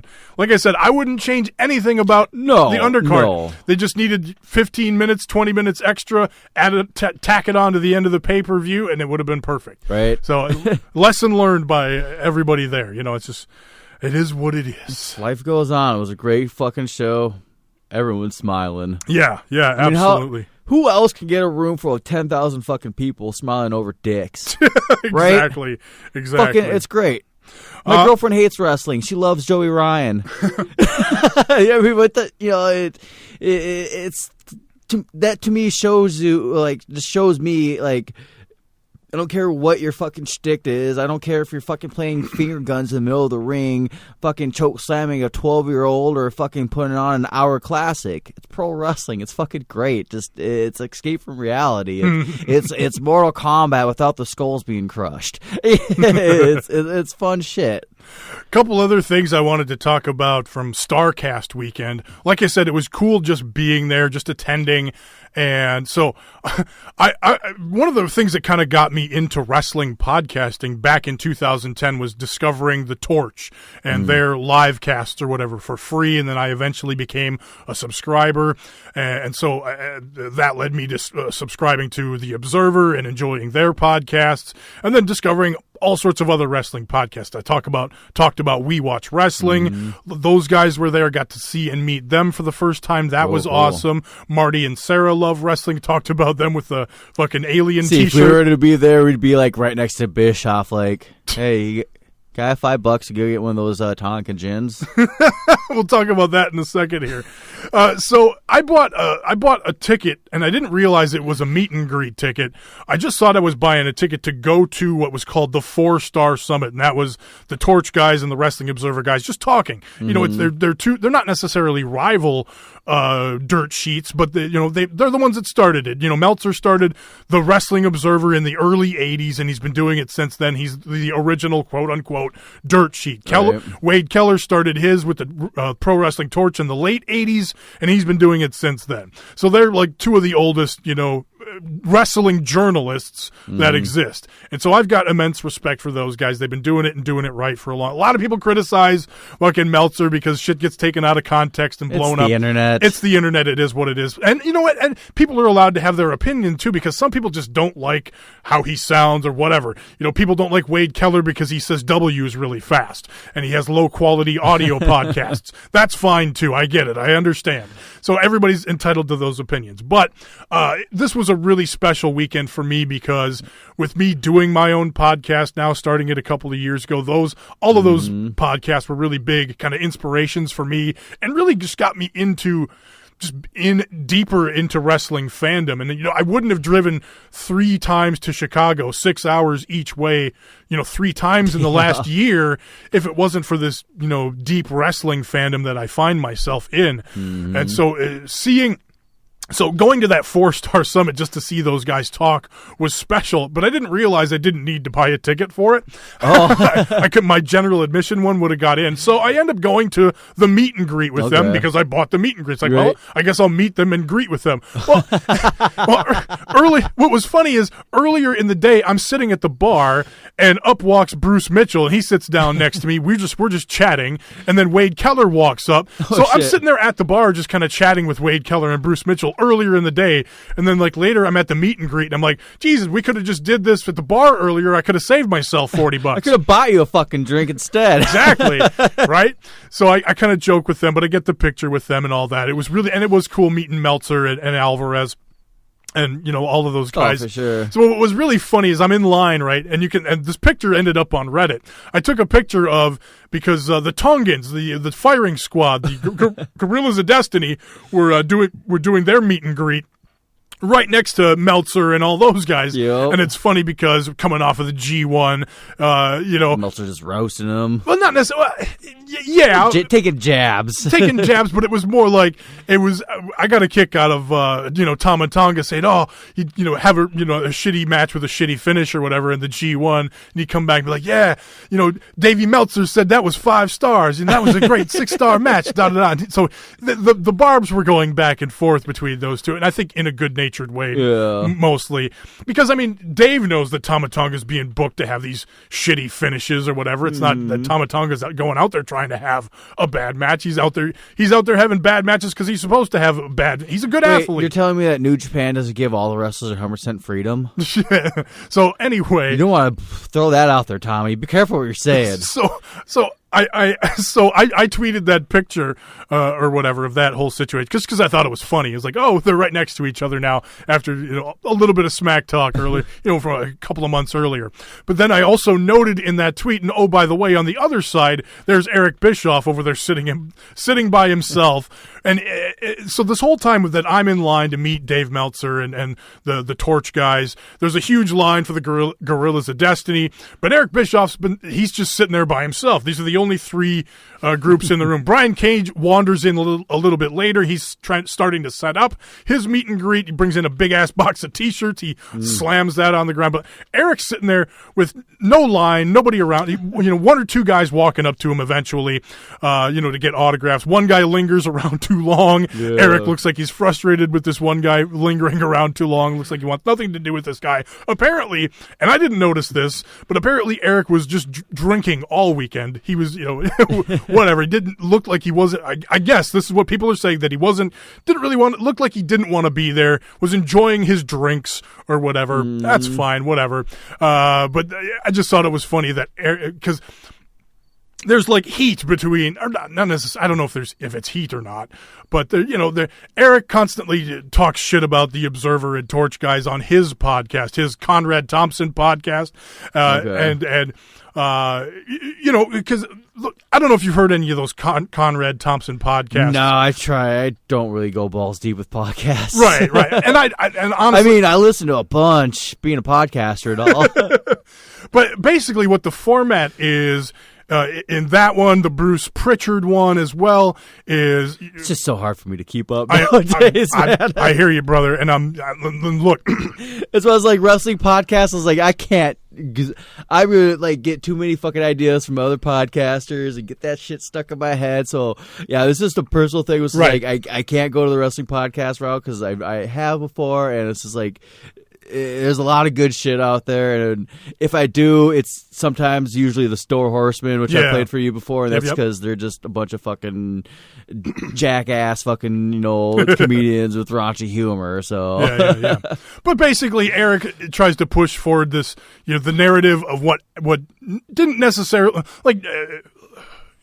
So Conrad will say, well, the Observer said this is what was going on, blah, blah, blah, blah, blah, behind the scenes in the 90s, whenever, blah, blah, blah. And so Eric, because being contrarian and being anti-Wrestling Observer is going to, create controversy. Controversy creates cash, makes for more interesting podcasting. And so that's what he does. That's what Bruce Pritchard does. They'll always, not always, I shouldn't say always, but they will typically go against whatever the dirt sheets were reporting because fuck the dirt sheets. What do they know anyway? Blah, blah, blah.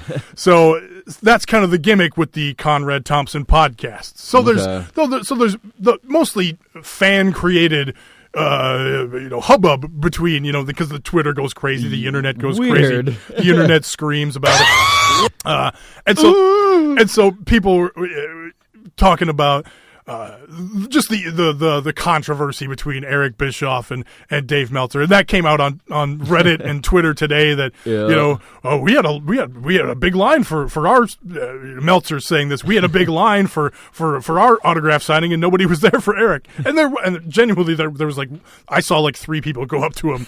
So I kind of wish I'd have taken a picture of the Eric Bischoff side of things, and I regretted as soon as I walked out. I was like, I really should have taken a picture of the other side too. We could have photoshopped him bagging groceries at Trader Joe's or something.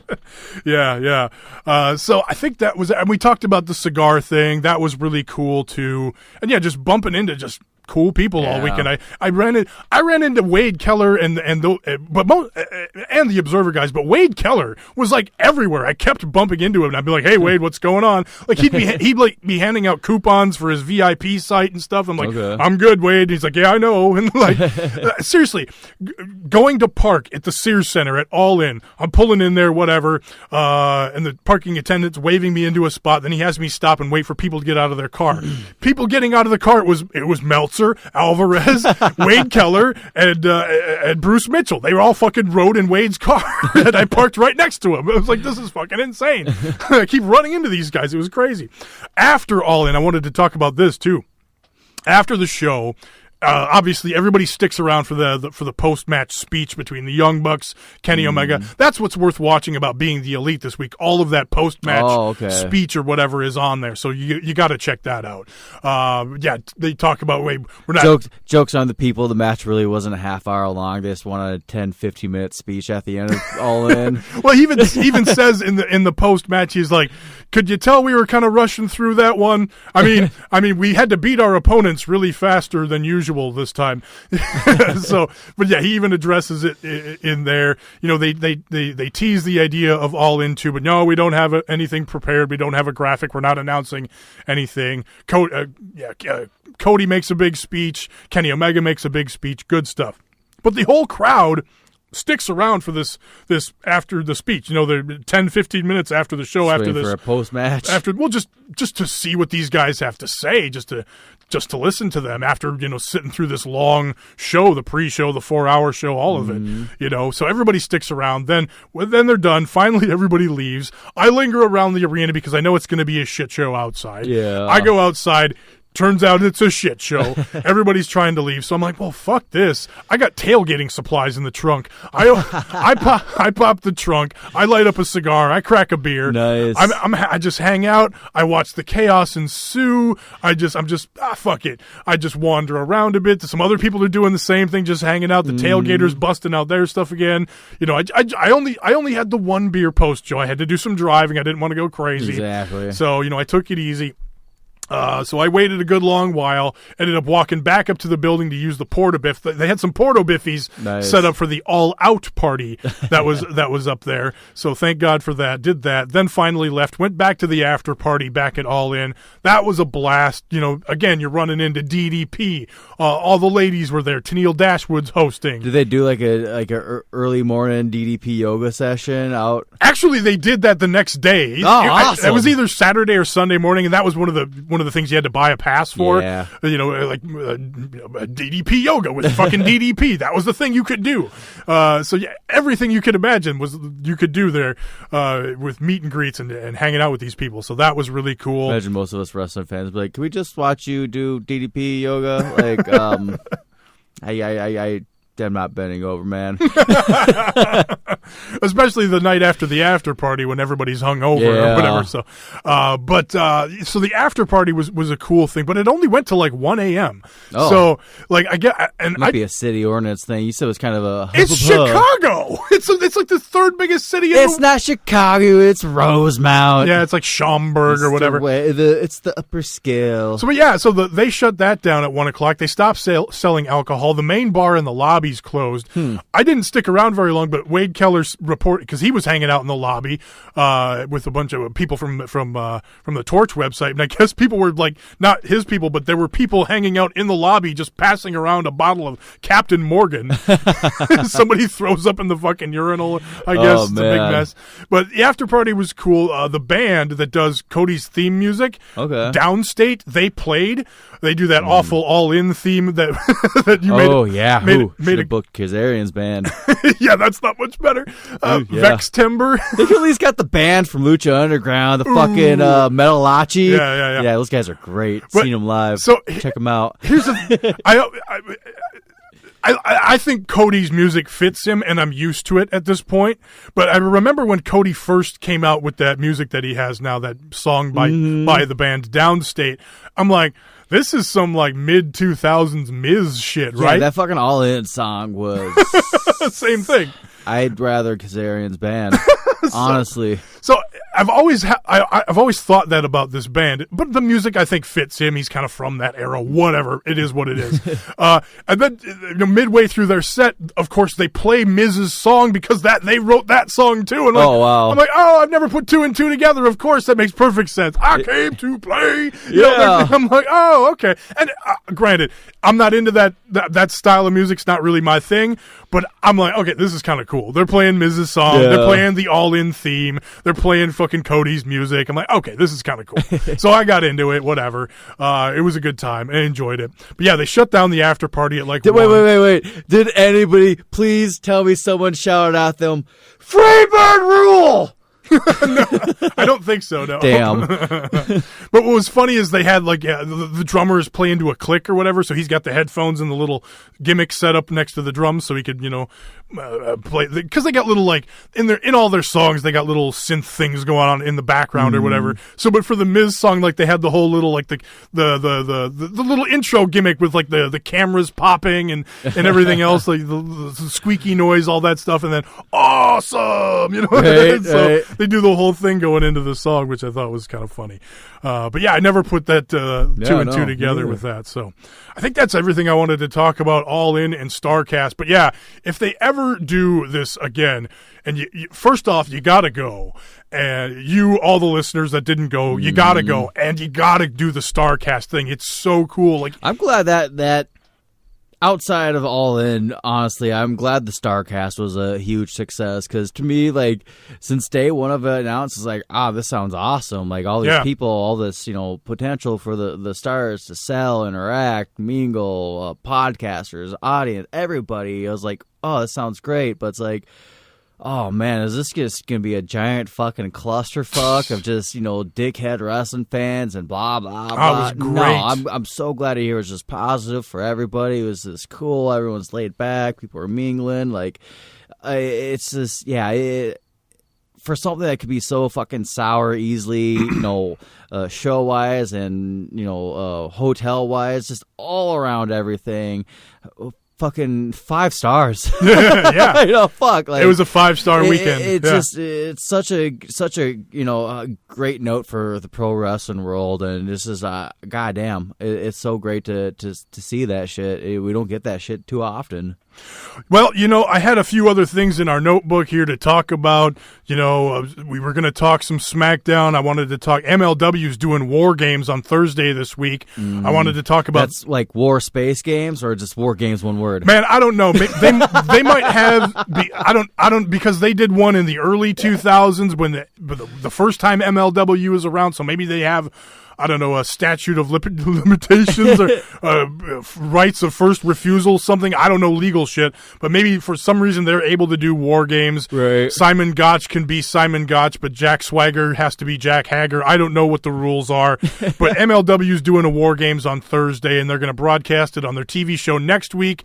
So next Saturday, it'll be on YouTube for everybody. Cool. But they got some good shit on that show. They got PCO versus Walter on that show. Holy shit! Or no, not Walter. I'm sorry. It's PCO, not Walter. PCO versus Brody King. Holy shit!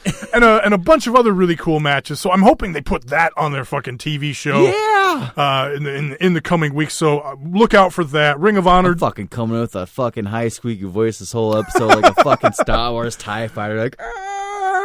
But yeah, I wanted to talk Ring of Honor. New Japan's got the Road to Destruction shows coming up this weekend. Sunday, Kojima's coming back, baby.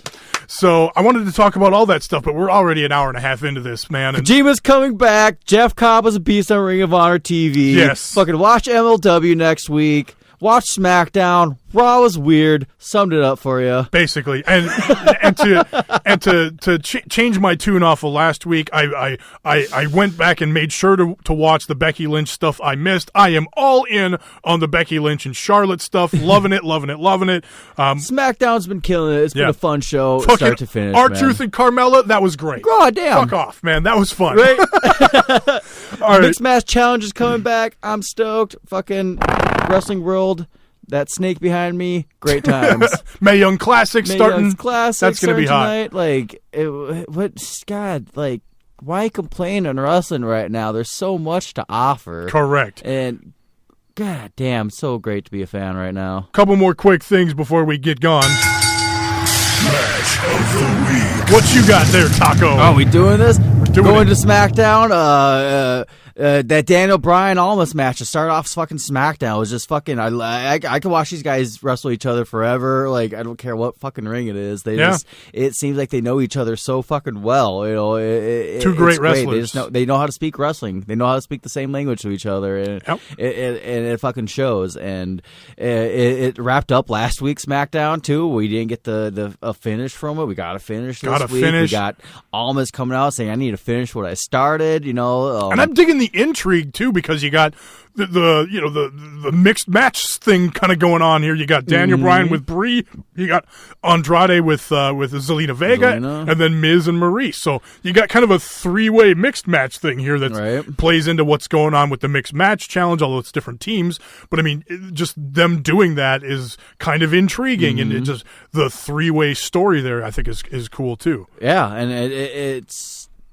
I really hope this attention that Almas getting means something, because I've been fucking I'm a fan of the guy. He's fun to watch. He's the WWE's dime piece, man. Like he has it all. It's just he's working on his English. Like fucking Zelina's fucking tearing it up for him. Like he's a star. Fucking 5-point star to me right now. WWE crowds need to quit it with the what chance. They want everything though. I know. Like, but people with accents that are learning the language, it just bothers me. I'm over it. I know. It is. That's just my, like looking at All In compared to like that crowd, smaller crowd. They're just gonna fucking rut. I don't want to get into that, but it was just it was fucking. That's what I get for bringing up the negativity. Be sour. But it was just such a great way to fucking start off SmackDown. Yes. Like I said, I love watching these guys too, and it feels like it sets the pace for SmackDown to me. Like start to finish, SmackDown was just a fucking awesome show. I struggled because I mean obviously I was going to pick something from All In for my match of the week. And easily can do. It was. I loved the whole show. I really liked Okada and Marty Scurll. I'm a huge mark for New Japan. But it came. What it came down to me was the emotional investment. I talked about it with the Flip Gordon match earlier in the show, and the match I was the most emotionally invested in was Cody versus Nick Aldis. They did such a great job building up that match on the 10 Pounds of Gold series on YouTube. They put out another video today too. The right after Being the Elite came out, the NWA put out another 10 Pounds of Gold thing about that match, and that was great too. But just the build up they did on there, Cody talking about the legacy with his family, and then when he made that entrance, they were fucking spot on. Yeah, I mean, it's like this. I got that big fight feel.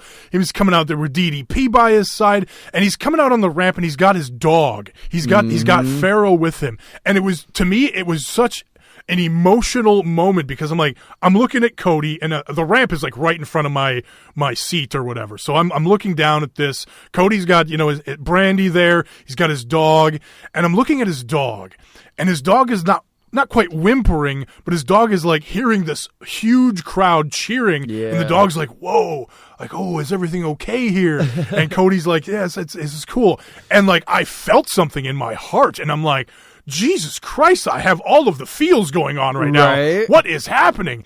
And then they have the match, and it's the smoke and mirrors and the blade spot and the Brandy spot, and him getting the he can't pin him with Crossroads, but then he gets him with the rolling him up after the sunset or whatever. Gets the win, pops the crowd. I'm popping, and then the emotion sets in again, and I'm not crying or anything, but I'm like, I'm emotional. It's a great fucking moment. I was like, geez, I'm like feeling this. I couldn't believe it. For the NWA World's Heavyweight Championship. And you go back a year, and all the shit I was talking about when it came to like Cody Rhodes, and I wasn't digging the heel run, and he's not that good in the ring, and he hasn't improved in the ring, but he has made me emotionally invested. Look at the NWA a year ago when fucking Billy Corgan bought that. It was a joke. No one was taking any of that seriously, and that's why I liked you're talking about the walkouts. I really liked Aldis walking out too with Tim Storm, because Jeff Jarrett. He held that for a while, and like I was one of those people who's like, what the fuck is Jeff Jarrett doing on TV? I was like, what the fuck? Yes. Why is Jeff Jarrett here? Of all the fucking places he should be, I was fucking so like, Well, that was, but he released a statement like, this man believed in me. He believed a lot in me, and he helped my career. He's a major influence in my career. All the, the mushy mumbo jumbo, defending Jeff Jarrett. And it's like, you know what? It's not my place to be mad at, Jeff Jarrett coming out in a fucking walkout, like, not my fucking place, not my battle, not my fight, not my emotions, not anything, Well, and as much shit we kind of talk about Jeff Jarrett being a carny, getting his fucking fingertips on whatever he can, it sounds like from what I've heard that, I mean, he did indeed have a lot of, he was helping out produce a lot of things for Starrcast, the stuff that went live on Fight TV. He's not dumb. He knows what the fuck to do. It's just, he's a greedy man. He's a carny, yeah. He's a carny. But apparently he was helping out big time with the Starrcast on Fight stuff, which is another thing I'm kind of interested in and thinking about buying just so I can see, even though I had the opportunity to see some stuff stuff. Like I kind of want to see the roast of Bruce Pritchard, because apparently Eric Bischoff is drinking there too and looking surly anytime anybody makes a joke about him. And there's all kinds of other stuff too. That He's just pay me, motherfuckers. I'm here. I forgot to mention fucking Colt Cabana. I watched his live podcast on the Fight TV stage. I caught most of it. I missed some of it in there. But he was great. And another great inspiration, obviously, for podcasting was Colt Cabana. I can't believe I forgot to mention him earlier. But he was there. And so, it was like, it's like $100 for the Fight pass for the weekend for the Starrcast thing. So I don't know if I'm going to do it, but maybe someday I'll be interested in it. But, where was I going? What was I talking about? Jeff Jarrett. He was helping out a lot with the Starrcast stuff, and I wouldn't be surprised to hear that he had a hand in helping out backstage with some things at All In as well. I wouldn't be surprised with his experience. You know, he's got a lot of experience with TV and doing stuff with TNA and their pay-per-views back in the day. The NWA Championship itself. Exactly. He's got TNA TV. Exactly. That was their highlight for the longest time. So it was awesome for all this to release that statement, because it put new perspective in my eyes. Like, you're right, man. He is a big influence on that title, on you. He does have his niche in the fucking, world of wrestling. And, I had no idea he helped out with, like, the Starrcast and behind-the-scenes stuff, too. Because, he has, obviously he has a great head on his shoulders. And it's just getting that knowledge from him. Well, and now Cody being the NWA champion, NWA is running a show in Nashville, the old stomping ground for TNA, in October. Well, Billy Corgan's said he wants to bring back, I think, the national title he wants to bring back soon, and then after that, their focus is going to be tag titles and women's title. Sure. So, I'm curious to see what that Nashville show's going to look like. It's going to be on Fight TV as well. That might be a fucking card to get, because it sounds like why wouldn't you bring another championship back then? I think what is it, 70th anniversary or some shit? Yeah, that's what they've been talking about. So it's just that's a big number. Big, you can't fuck with big 7-0. So that's pretty much the show this week. Last week we said we're not going to necessarily do Strong Honor every week now. Obviously, it was 2 weeks in a row we haven't done it, but we spent the whole show talking All In today. We're definitely stick around with this show. We're going to talk a lot of New Japan on here going forward. Maybe we will bust out the Strong Honor brand once in a while if we're going to go all Ring of Honor and New Japan. We will see. But one thing we are definitely going to move over to this show is the Satoshi Kojima tweet of the week. Keep it alive. Now it's time for the Satoshi Kojima tweet of the week. So if you're just a fan of this show and you don't know you don't listen you never listen to Strong Honor, you don't know who Satoshi Kojima is. He's a New Japan Pro wrestler. He's on the older side. He's on the downside of his career, but he's still out there. He's recently dealt with a knee injury that he's been rehabbing. He's finally going to make his comeback this Sunday on the Road to Destruction show in a big 8-man tag in the main event. So look for that this Sunday on the Road to Destruction shows. Get your bread ready. But what Kojima is a Japanese man, obviously. You can follow him on Twitter at cozy_lariat. That's his big finishing move, the cozy lariat, just the lariat. Cozy comes from Kojima. Koji kind of sounds like cozy, I guess. So the cozy lariat being one of his finishers. But Kojima does occasionally tweet in English, and so we like to highlight those on Strong Honor, and now we will do that to end every Best Pro Wrestling podcast going forward. Any podcast we do, we're going to do the Kojima tweet. They're just so great. Yes. So this week I got two of them because he tweeted and then forgot to tweet something, so he added an addendum to his tweet. So the Kojima tweet is, "Hello, Bread Club.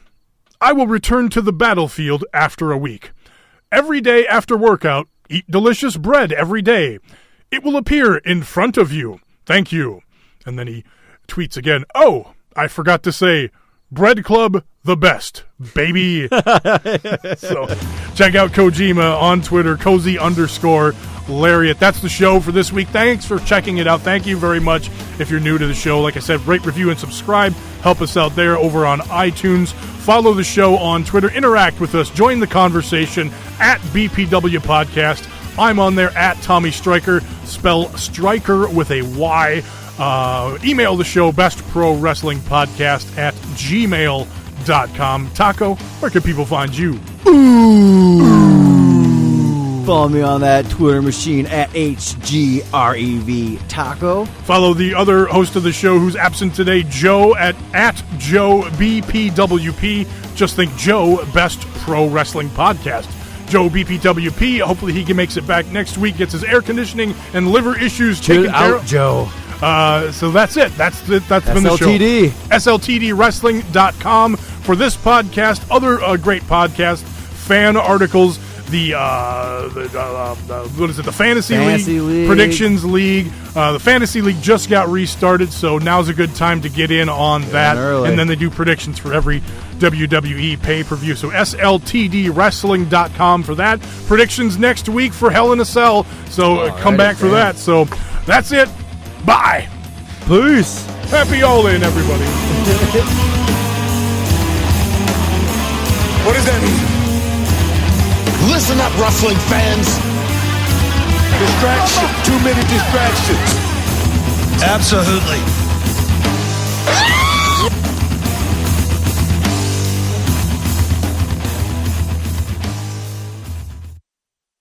I have nothing funny for the Easter egg. I can't think of anything silly off the top of my head. So, that's very. I got nothing.